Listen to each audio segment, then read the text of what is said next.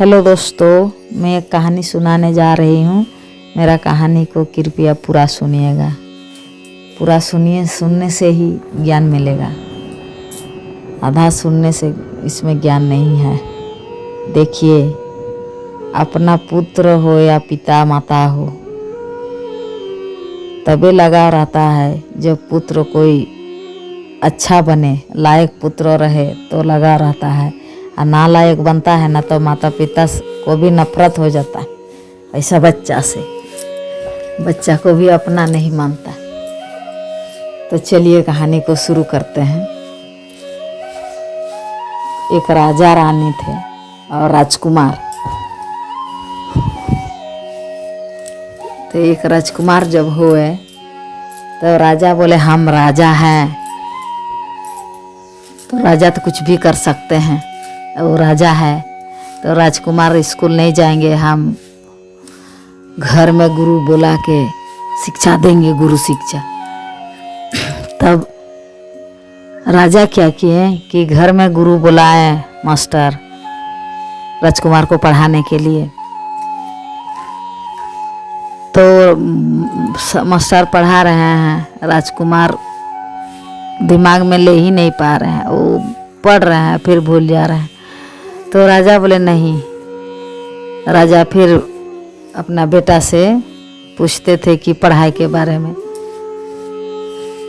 तब कुछ नहीं उत्तर दे पाते थे राजकुमार। तब राजा बोले कि मास्टर अच्छा नहीं पढ़ा रहे हैं। फिर दूसरा मास्टर लाए, उससे भी नहीं सीख पाए। फिर ऐसे करते करते बहुत मास्टर आना जाना शुरू हो गया। आए गए मास्टर बहुत। राजकुमार को तो कोई गुरुजी शिक्षा दे ही नहीं पाए। तब राजा एक दिन बोले रानी से, राजा रानी राजकुमार तीनों थे, तो साथे में खाना वाना खाते थे, एक ही पुत्र है। तो एक दिन राजा बोले रानी से कि रानी, आपसे एक बात करना है, मेरा बात ध्यान से सुनिएगा। तब रानी बोले कि हाँ राजा बोलिए।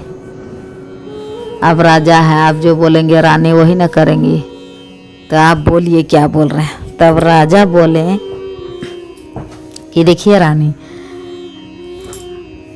राजा के बाद तो राजकुमार का ही दायित्व है ना राजपाट चलाने का। तब बोले हाँ राजकुमार ही चलाएंगे, और नहीं तो कौन चलाएगा। तो वही तो चिंता है कि राजकुमार कैसे चलाएंगे राजा, राज दरबार कैसे राजा बनेंगे। राजकुमार का तो कोई ज्ञान ही नहीं है। इतना गुरु आए, कोई ज्ञान दे ही नहीं पाए। तो ऐसा नालायक राजकुमार राजा बनेंगे, कैसे अपना प्रजा का सेवा करेंगे। तो हमें ऐसा नालायक पुत्र नहीं चाहिए। तो रानी जबान दे दी। तो सोच में पड़ गए रानी कि क्या हम बोले। राजा का ही बात सुनते चली। तब बोले कि सुनिए, मेरा बात ध्यान से सुनिए कि आप राजकुमार को कुछ मत बोलिए। हमको खाना दीजिए, खा लेते हैं, आप भी खा लीजिए। जब वो खाना खाने आएंगे राजकुमार, तो उनका खाना में आधा खाना दीजिएगा चावल, आधा थाली में जो लकड़ी का राख होता है वो दे दीजिएगा। ऐसे ही रानी अब पति का बात मान के वैसे ही करने लगे। फिर राजकुमार खेल कूद के आए। तब बोले कि माता खाना दीजिए। रानी खाना दी अपना पुत्र को। ऐसे ही राजा जैसे बोले थे, माता है दुख तो लग रहा है। खाना दे के अंदर घुस के रोने लगी चुपके से। तो राजकुमार बोले कि माता पिता दोनों खाते हैं साथ में, तो पिताजी कहाँ गए, वो खाना खा लिए। वो तो मैया आप तो खाइए। नहीं हम भी खा लिए, तुम खाओ। तब राजकुमार बोले कि उनका तो उतना ज्ञान नहीं था कि खाएं तो खाएं, माता पिता हम खा लेते हैं, मुझे भूख लगाए खा लेंगे। जब खाना खाने के लिए हाथ डालें तो खाना मिला रहे हैं, सब्जी है चावल सब है, तो देख रहे हैं उसमें लकड़ी का रख। तो देखें एक साइड में है तो साइड करके खा लिए जिधर अच्छा था, कुछ बोले नहीं। तो पड़ गया होगा, बोलेंगे तो माँ को तो अपना पिताजी से डांट नहीं खिलाएंगे, डांटेंगे मेरा पिताजी। इसीलिए राजकुमार समझ में नहीं आए उनको कि जानबूझ के दिया गया है। फिर दूसरा दिन ऐसे ही, तीसरा दिन ऐसे ही। तो राजकुमार बाद में समझ गए कि तो हमको जानबूझ के ऐसे खाना दे रहे हैं, अपना माता पिता ऐसे हमसे क्यों कर रहे हैं।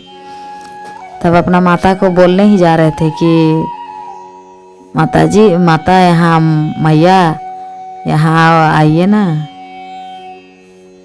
कि यहाँ मेरा भजन में क्या है, ऐसे बोल के। तो वो अपना माता आ रही है रोते हुए। तब राजकुमार देखे माता रो रही है, तो राजकुमार वो बात भूल गए, बोले माँ रो रही है तो हम इनसे क्या बोले, तो इसका क्या कारण होगा।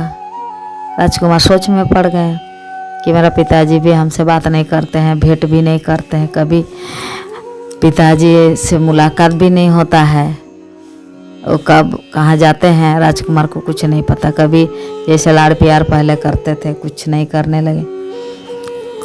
तब वो राजकुमार सोचे मन ही मन, तब बोले कि अब हमको इस घर में रहने का मन उनको नहीं लगने लगा, कि माता पिता का मन मोटाव देख के पता चल गया कि माता पिता हमसे नफरत करते हैं, तो क्यों रहें, हम घर छोड़ देते हैं, हमको नहीं चाहिए राजमहल। जब माता पिता नहीं अपनाएंगे तो हम राजमहल क्या करेंगे, लेके नहीं लेंगे।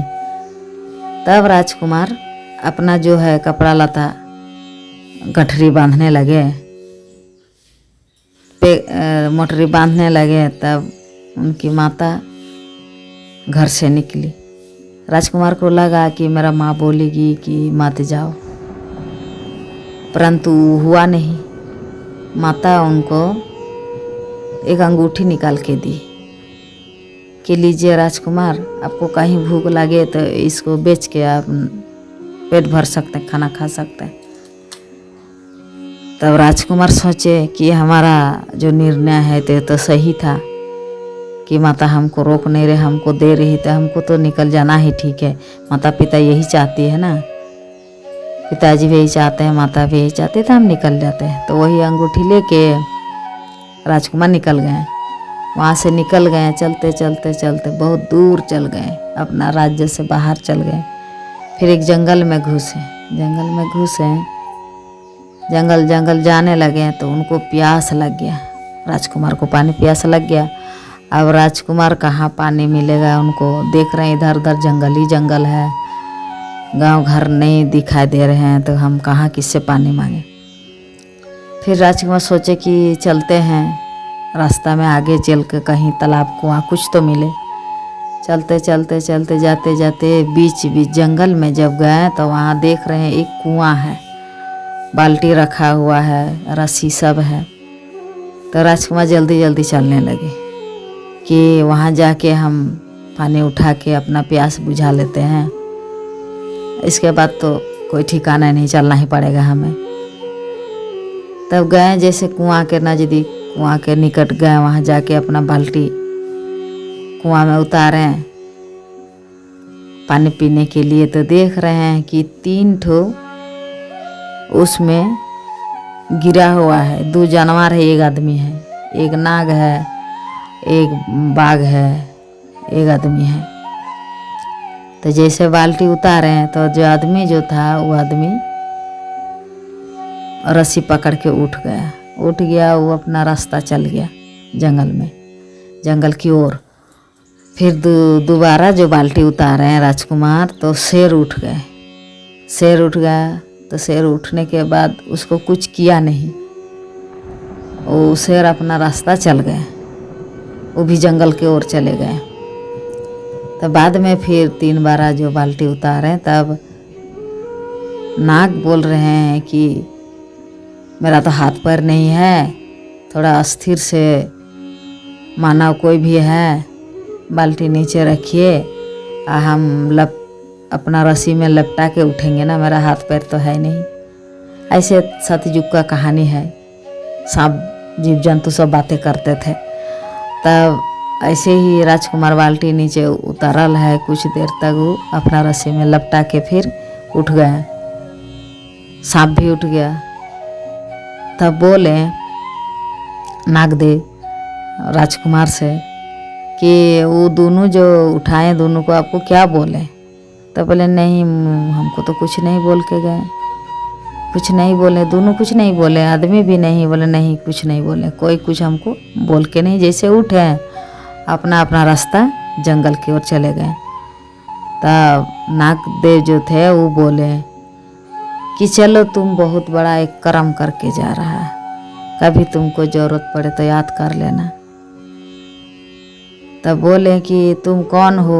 नागदेव पूछे। तब बोले हम राजकुमार हैं, हम घर से निकल के जा रहे हैं, ऐसे बता दिए राजकुमार है, इतने बोले। तो बोले ठीक है राजकुमार जाइए, आप बहुत बड़ा कर्म करके जा रहे हैं, कभी भी मुसीबत में पड़िएगा तो हमको याद कीजिएगा। ऐसे बोल के नागदेव अपना जंगल के रूह भी घुस गए। तो राजकुमार फिर तीसरा चौथा बार बाल्टी उतारे, पानी निकाल के पिए।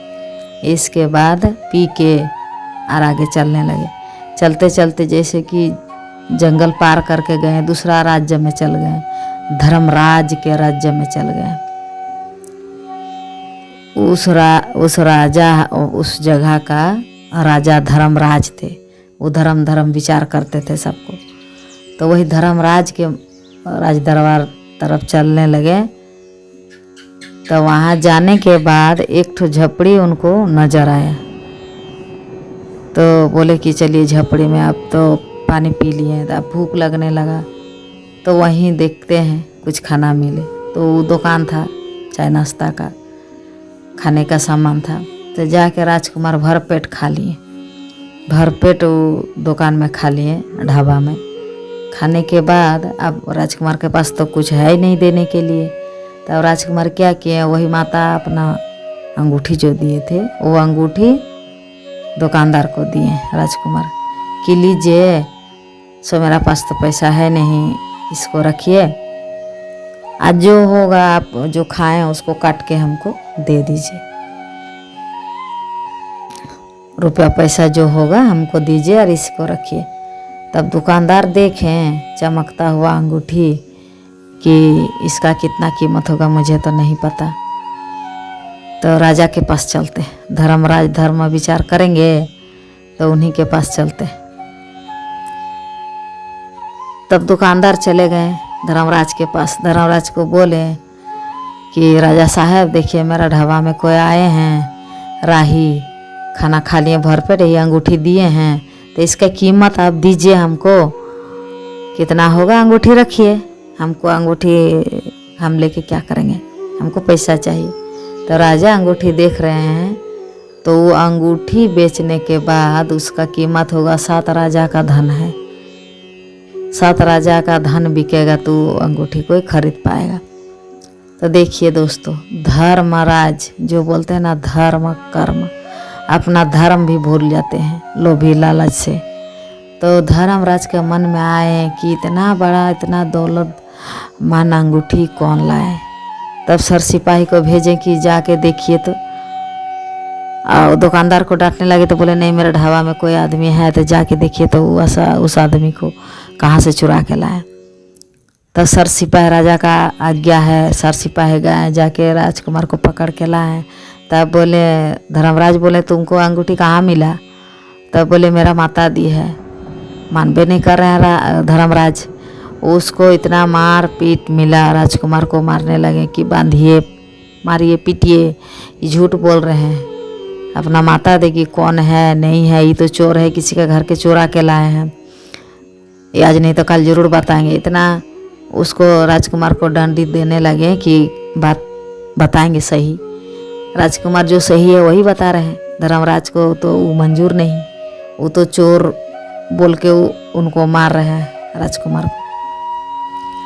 तब क्या हुआ, राजकुमार तो वही बोल रहे हैं। धर्मराज का मन में लालच हो गया कि इतना बड़ा दौलत तो हम रख लेंगे, इसको दंडित देना है, हम राजा हैं, हमको कौन कर सकता है क्या। तब बोले सर सिपाही से, बोले कि एक काम करो, जाओ, ये आदमी अब बोलेगा नहीं कहाँ से चुरा के लाया है, तो इसको तो सजा मिलना चाहिए। इसको पूरा रस्सी बांध के हाथ पैर में, और रास्ता जहाँ चौराहा रास्ता जाएगा चौराहे पर उसको सुला दिया जाए, और उसका छाती में 12 कुंटल का जो है पत्थर दे दीजिएगा, चढ़ा दीजिएगा, पत्थर से उसको चाँप दीजिए। यही सर सिपाही को आदेश दिए राजा। तो राजा का आदेश है, सर सिपाही वही किए। राजकुमार को ले गए चौराहे रास्ता पर, हाथ पैर बांध करके सुला दिए, और 12 मन का जो पत्थर था वो अपना छाती पर उनको चढ़ा दिए राजकुमार को, कि इस तरह सजा देने के बाद चोर सच बोलेंगे। तो राजा का आदेश है, सर सिपाही वही किए हैं। राजकुमार मजबूर है, राजा अपना गांव घर में है, जब बाहर चल गए तो कोई राजा का पहचान नहीं है राजकुमार का, तो वो क्या बोल पाएंगे। तो वहाँ जाके राजा बोले कि राजकुमार बोले कि हम राजकुमार है। राजकुमार रहता तो सर सिपाही रहता, हाथी घोड़ा रहता, ऐसे ही भटकता था चोर के जैसा। इसीलिए धर्मराज को विश्वास नहीं, तो ऐसे ही चौराहे पर सुला दिए। बस अब वो कष्ट से कौन मुक्ति देगा। तो दोस्तों मेरे चैनल को सब्सक्राइब कर लीजिएगा इस कहानी को आगे सुनने के लिए।